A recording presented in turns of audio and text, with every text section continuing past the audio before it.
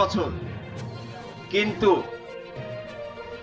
2009 সালের পর থেকে 2025 সালের 5 আগস্টের আগ পর্যন্ত দীর্ঘ 15 বছর আমাদেরকে বগুড়া আন্তজেলা ট্রাক পরিবহন শ্রমিক ইউনিয়নের কোন মিটিং এ আমাকেই ডাকা হয়নি। কোন মিটিং এ আমি ছিলাম না। কখন কমিটি হয়েছে, কে কমিটি সভাপতি সেক্রেটারি হয়েছে আর কি হয়েছে আমরা কিছুই জানি না। আপনারা তো দেখেছেন যে এই ট্রাক পরিবহন শ্রমিক ইউনিয়নের যারা নেতৃবৃন্দ ছিল বিগত সময়ে তারা কিভাবে এখানে লুটপাট করছে আপনারা দেখছেন না। এই লুটপাটের রাজত্ব চলছে 15 বছর। হিলি উন্নয়ন সমন্বয় কমিটির নাম উল্লেখ করে লক্ষ লক্ষ কোটি কোটি টাকা তারা আত্মসাৎ করেছে। তারা আজকে শ্রমিকের এই অধিকার থেকে তারা ক্ষুণ্ণ করেছে। ট্রাক পরিবহন শ্রমিক ইউনিয়নের এখানে যৌথ অফিস করছে, প্রত্যেকটা চালান থেকে 500,000 টাকা করে নিচ্ছে না। এই টাকা কি শ্রমিকরা পাইছে? শ্রমিকরা কেউ এই টাকা পায়নি। এই টাকা পায় সমুদয় টাকা গেছে আওয়ামী লীগের কতিপয় নেতার পকেটে।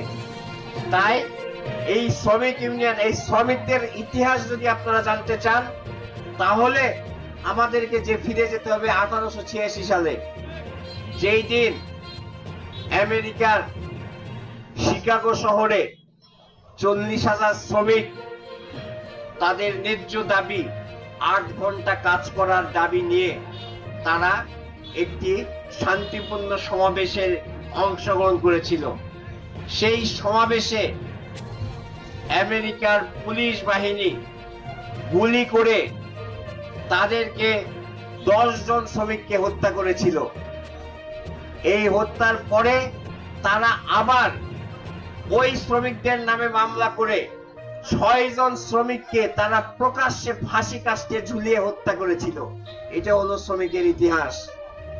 আজকে মে দিবসের ইতিহাস আমাদের জানতে হবে। তারা কিন্তু অনেক ত্যাগ স্বীকার করে আজকে আপনাদের জন্য 8 ঘন্টা কাজের, যেই আজকে যে শ্রমিকরা যে কাজ করে 8 ঘন্টা মিল কলকারখানা থেকে শুরু করে সবকিছুতে যে 8 ঘন্টার শ্রমিক যারা কাজ করে সেটার দাবি আদায়ের জন্য কিন্তু অনেক মানুষকে রক্ত দিতে হয়েছে। কিন্তু তারপরেও আমরা শ্রমিকের অধিকার আদায় করতে পারিনি। 5 আগস্টের পূর্বে আমাদের পানামা পোর্টের অবস্থা কি ছিল? পানামা পোর্টের লেবার ভাইরা আপনারা বলেন। 5 আগস্টের পরে কিছুটা হলেও আমরা লেবারের ক্ষমতা লেবারের হাতে দিতে পেরেছি, পারিনি? পারছি তো। এখন পানামা পোর্ট কে পরিচালনা করে? লেবাররা। সব লেবাররা পরিচালনা করে। কারো কোনো দায়িত্ব আছে? ইনশাল্লাহ আগামীতে বিএনপি রাষ্ট্র ক্ষমতায় আসলে আপনাদের বাদ বাকি যে সুবিধা আছে আমরা আপনাদের কাছে ওয়াদাবদ্ধ যে আপনাদের ন্যায্য অধিকার একমাত্র বিএনপি দিতে পারে। আগামীতেও, গতবারও দিয়েছে, আগামীতেও দিবে ইনশাল্লাহ। পানামা পোর্টে কোন চাঁদাবাজি, কোন অবৈধ টাকা নেওয়া শ্রমিকদের কাছ থেকে এখন একটা টাকাও কেউ নিতে পারে না। নিতে পারে? শ্রমিকদের সংগঠন হয়েছে না? শ্রমিকরা নিজেরা তাদের টাকা দিয়ে একটা সংগঠন করেছে। এই সংগঠনে একটা অফিস নিয়েছে তারা। একটা শ্রমিক আহত হলে তারা নিজেরাই তার চিকিৎসা করে। এই সুবিধা আগে ছিল না। ইনশাল্লাহ আগামীতে এটা সমিতি মুক্ত করা হবে। আমরা সবাই এই সমিতির অন্তর্ভুক্ত হয়ে যেই শ্রমিক গুরুতর আহত হবে তার পরিবারের সমস্ত দায় দায়িত্ব আগামীতে পানামা পোর্টের শ্রমিকরা নেবে। আমরা পারবো না? ইনশাল্লাহ আমরা পারবো। আমরা শ্রমিকদের সঙ্গে আছি, কোন দালালদের সঙ্গে আমরা নাই। বিএনপি শ্রমিকদের সঙ্গে আছে, শ্রমিকদের সঙ্গে থাকবে।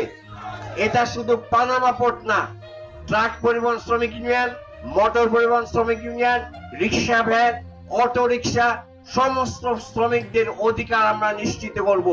আমরা হিলিতে কোন চাঁদাবাজি আমরা বরদাস্ত করব না। বিএনপির নেতৃবৃন্দ শ্রমিকদের উপরে, সাধারণ মানুষের উপরে কোন চাঁদাবাজি হবে আমরা এটা বরদাস্ত করব না। ইনশাআল্লাহ শ্রমিকদের সঙ্গে আছি, আমরা শ্রমিকদের সঙ্গে থাকব, সাধারণ জনগণের সঙ্গে আমরা আছি, সাধারণ জনগণের সঙ্গে আমরা থাকব। আপনারা আগামী জাতীয় সংসদ নির্বাচনে প্রফেসর ডাক্তার এজেএম জাহিদ হোসেনকে ধানের শীষ প্রতীকে ভোট দিবেন। ইনশাআল্লাহ এখানে ন্যায় প্রতিষ্ঠিত হবে, কারণ উনি একজন নীতিবান মানুষ। এই কারণে আপনাদের সকলের কাছে প্রফেসর ডাক্তার এজেএম জাহিদ হোসেনের পক্ষ থেকে আমি ওনার দোয়া কামনা করতেছি, এবং দেশনেত্রী বেগম খালেদা জিয়া অসুস্থ আপনারা জানেন, তার জন্য দোয়া চেয়ে এবং দেশনায়ক তারেক রহমানের সুস্বাস্থ্য মঙ্গল কামনার জন্য আপনাদের কাছে দোয়া চেয়ে আমি আমার বক্তব্য শেষ করছি। খোদা হাফেজ। বাংলাদেশ জিন্দাবাদ, বাংলাদেশ জাতীয়তাবাদী দল জিন্দাবাদ, শহীদ জিয়া অমর হোক, দেশনেত্রী বেগম খালেদা জিন্দাবাদ, তারেক রহমান জিন্দাবাদ, professor doctor AJM Zahid Hossain জিন্দাবাদ, শ্রমিক ঐক্য জিন্দাবাদ, জিন্দাবাদ।